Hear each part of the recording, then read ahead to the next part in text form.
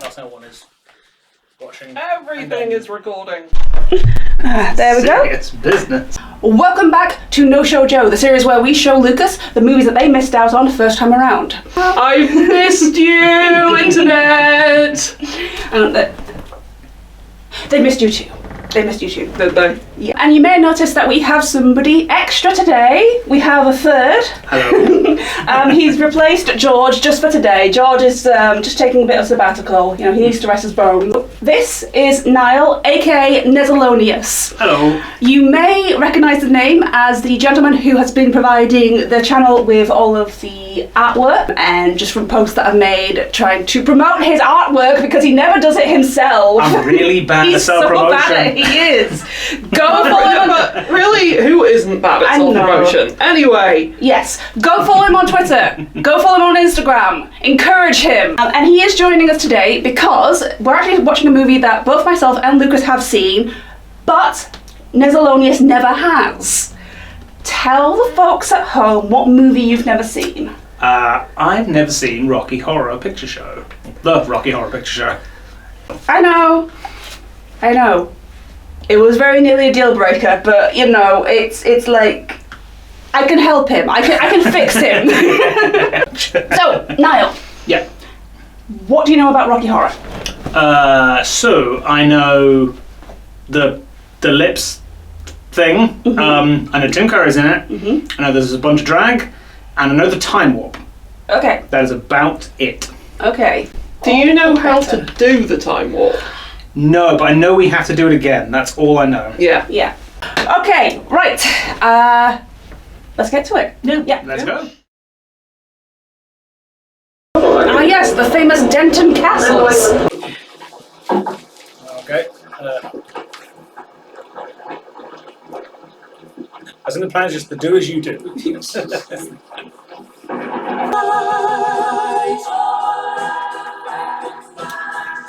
There you go. Yeah, there we go.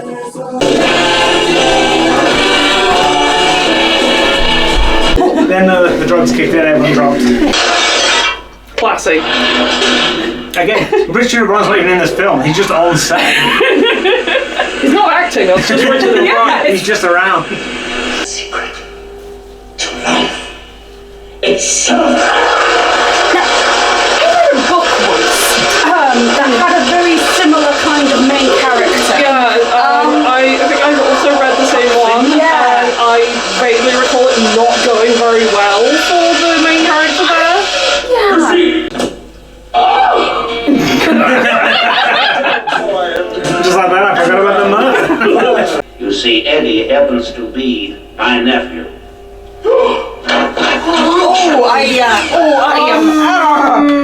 Slight problem. He fell down some stairs onto an ice pick several times.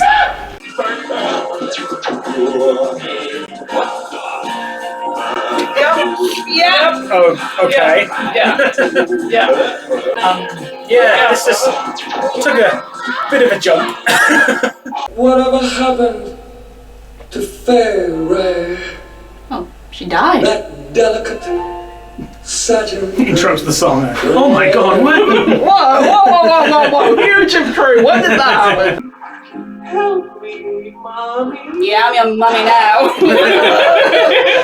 Go. No autographs. Please, Tim, one. He's too muscular. It's all the baby oil. It's reflecting the beams. You did right. Oh, you think I wanted your opinion? You're quizzing for a shooting.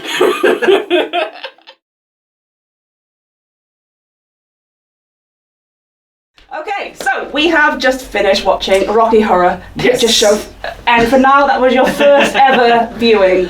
Yeah, not exactly what I was expecting. A couple of left turns there. So what were you?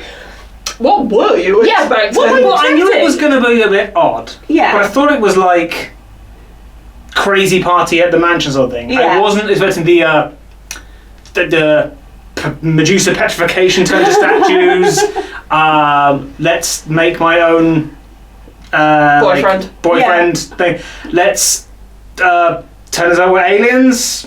Like, A lot of that stuff I wasn't expecting that. I mean, have you never gone to a party where all of these like left turns have happened? That's always the best parties, the ones where it's just like left turn after left turn after left turn, and then just to really mess you up, there's a right turn somewhere, so that you don't go all the way back to the beginning.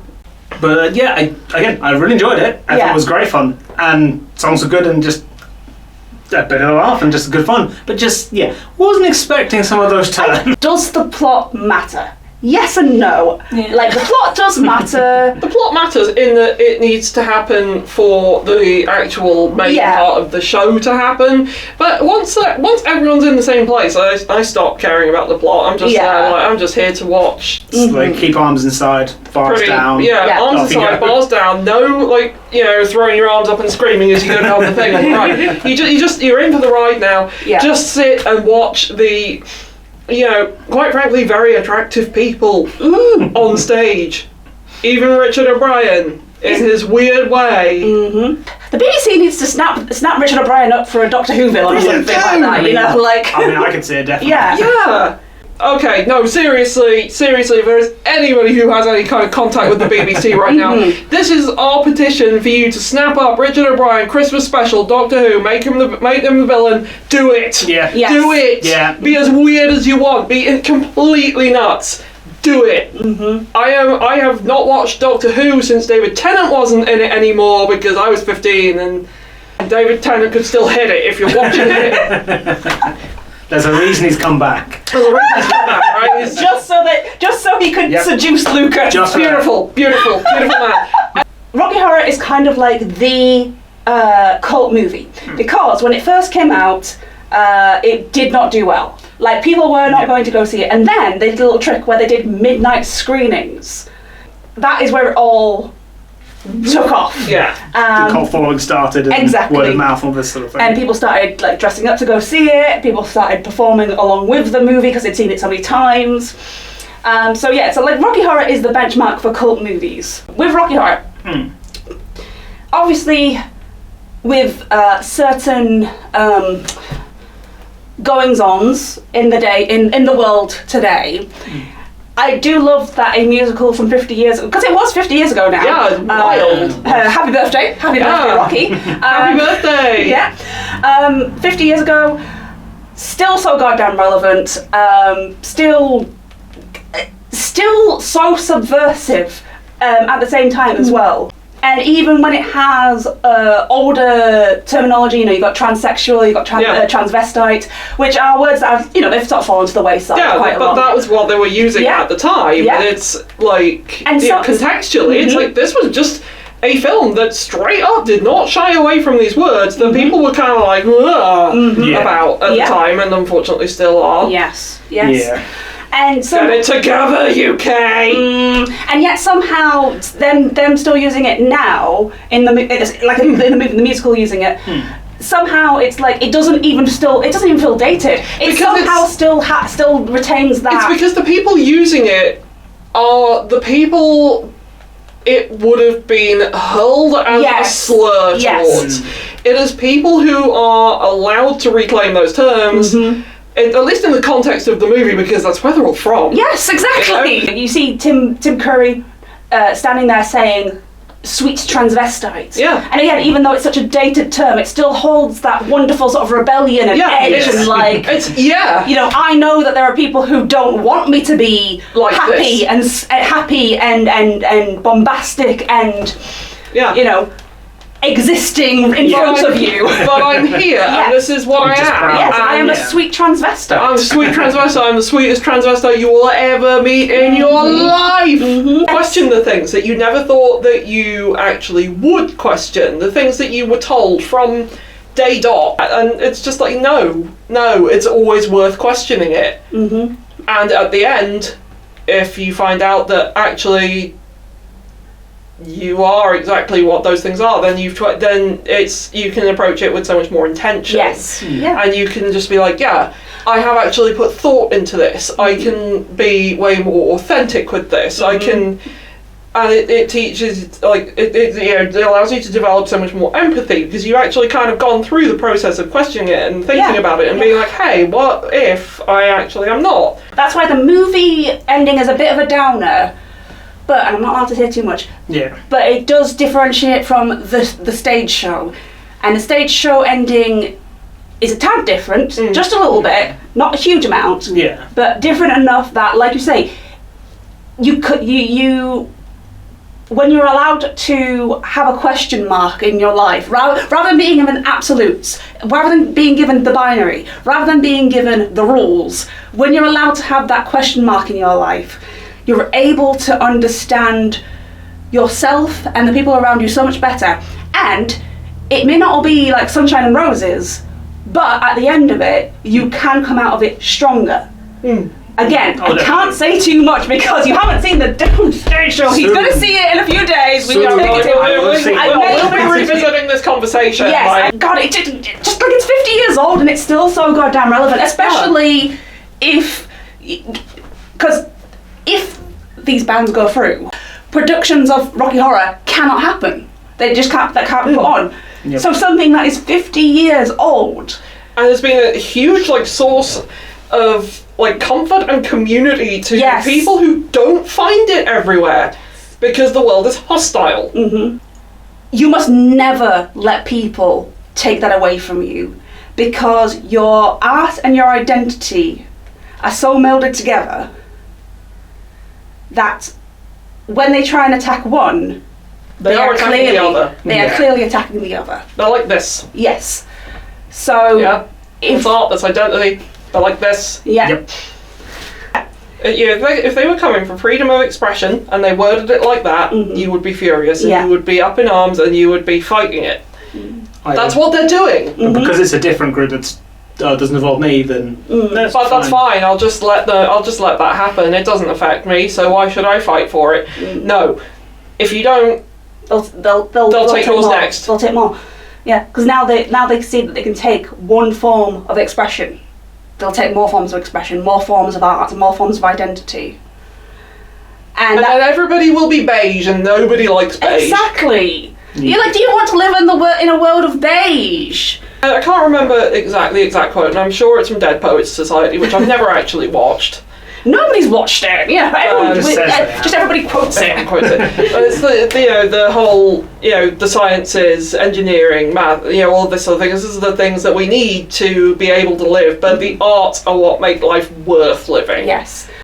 Rocky Horror for 50 years has provided a place where the freaks, the oddballs, the unconventional conventionists could collect and be free and be open with each other for 50 years. And anyone who tries to endanger that or attack it, just so you know, this is where you're going to have to come through. I'm not a physical person, but I'm quite swift. I'm quite crafty. All right, I'll tire you out. Yeah, she'll distract you, and I will just. It's fine. We see. The thing is, we work together.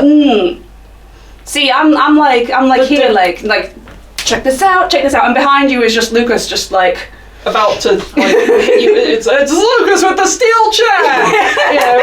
It's that. I can see why there's always been a big every time I'm like, I've not seen it, there's always a you've not seen it. It's like what? It's like because it's the original. Now you know how I feel whenever someone says, "Oh, you haven't seen Jurassic Park?" No.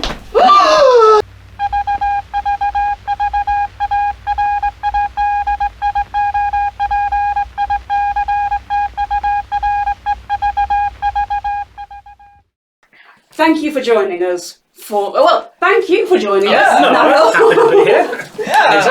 We do have other movies that we can show you at some point. Yeah. So you may be making an appearance again. I've never whether you want to or not. You will be held at gunpoint and made to watch films. Yes, you will be made to watch movies with us. You probably won't be held at gunpoint because neither of us own a gun, but you will be made to watch films with us. Yeah. The cult movies will continue until morale improves. Yes.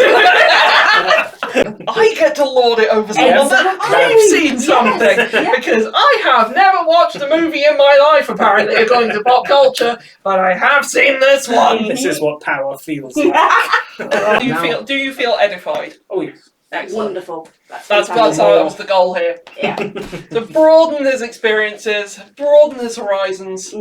Much like Frankie broadens the horizons of anyone he meets. Exactly. And on that note, But thank you for joining us. We've had a grand old time. we hope you have too. We hope you have. And we'll see you next time. Whenever that may be. Whenever that may be. Bye. Bye!